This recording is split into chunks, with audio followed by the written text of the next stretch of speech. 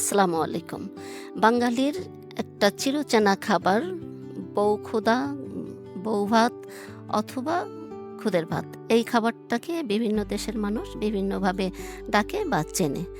তো আর এই রান্নার পদ্ধতিটাও কিন্তু বিভিন্ন ধরনের হয়ে থাকে। তো আজকে আমার রান্নার পদ্ধতিটাই আপনাদের সঙ্গে শেয়ার করছি।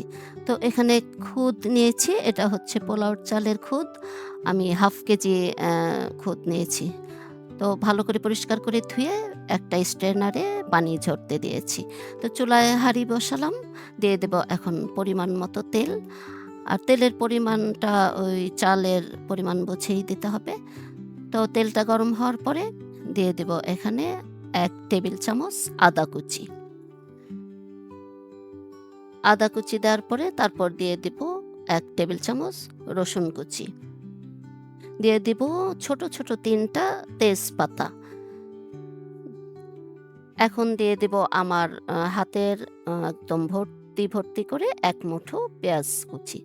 এখন ভালো করে নাড়বো এই গোল্ডেন কালার হওয়া পর্যন্ত। এরকম নেড়ে-চেড়ে গোল্ডেন কালার হয়ে আসলে, এরকম অবস্থায় আসলে দিয়ে দেব সেই পানি ঝরানো ওই খুদের চালগুলো। এখন দিয়ে ভালো করে নাড়বো আরকি, কষাবো। এরপরে আর কোনো কেরামতি নেই। এ পোলাও যেভাবে রান্না করে সেম ভাবে রান্না করলেই হবে। যারা পোলাও রান্না করতে পারেন তারা ইজিলি এইভাবে রান্না করতে পারবেন খুদের ভাত। তো এই যে এরকম করে ভালো করে কষিয়ে নিব।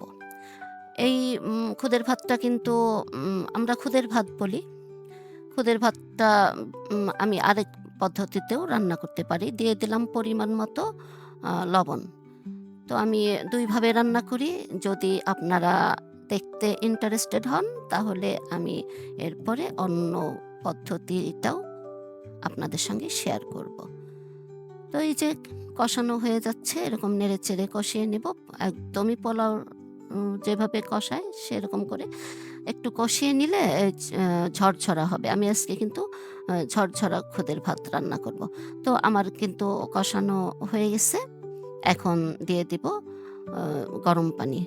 তো কষানো হয়ে গেলে কিন্তু একটু কালারটাও চেঞ্জ হয়, ঝরঝরা হয়। তো আমি আরেক চুলায় গরম পানি বসিয়েছি। একদম ফুটন্ত গরম পানি দিয়ে দিলাম। আমি পোলাওতে, খুদের ভাতে, খিচুড়িতে একটু চেষ্টা করি গরম পানি দেওয়ার জন্য। তো আসলে পানির ওরকম মাপ নেই। যারা এক্সপার্ট তারা তো আন্দাজি দিয়ে থাকেন। চালের পরিমাণ বুঝে অথবা পুরানো চাল, নতুন চাল এতে কিন্তু পানির পরিমাণটা ওইরকম একটু হেরফের হয়ে থাকে। তো পানিটা বুঝে শুনে দিলেই হবে।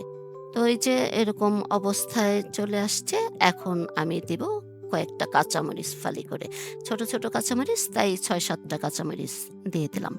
এখন নেড়েচেড়ে একদমই দমে বসিয়ে রাখবো। সেইম পোলাওর মতোই আরকি। এরকম একটু চেপে, চেপে দিয়ে প্রয়োজনে নিচে একটা তাওয়া দেয়া যেতে পারে। যদি হাঁড়িটা পাতলা হয় সেক্ষেত্রে একটা তাওয়া দিয়ে তারপর দমে বসিয়ে দিলেই হবে।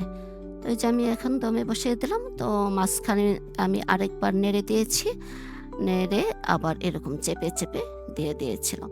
তো রান্নাটা কিন্তু কমপ্লিট। আমার খুদের ভাতটা হয়ে গেছে। দেখেন কতটা ঝরঝরা হয়েছে। তো উম অনেক দেখতে কিন্তু অনেক সুন্দর হয়েছে ঝরঝরা। একটার সঙ্গে আরেকটা লাগেনি। তো যদি আপনাদের এই রান্নাটা পছন্দ হয়ে থাকে, একটু ভালো লেগে থাকে তাহলে একটা লাইক দিয়ে দিবেন আর বেশি, বেশি শেয়ার করে দিবেন। তো রান্না যেহেতু কমপ্লিট, এবার চলেন একটু পরিবেশন করি।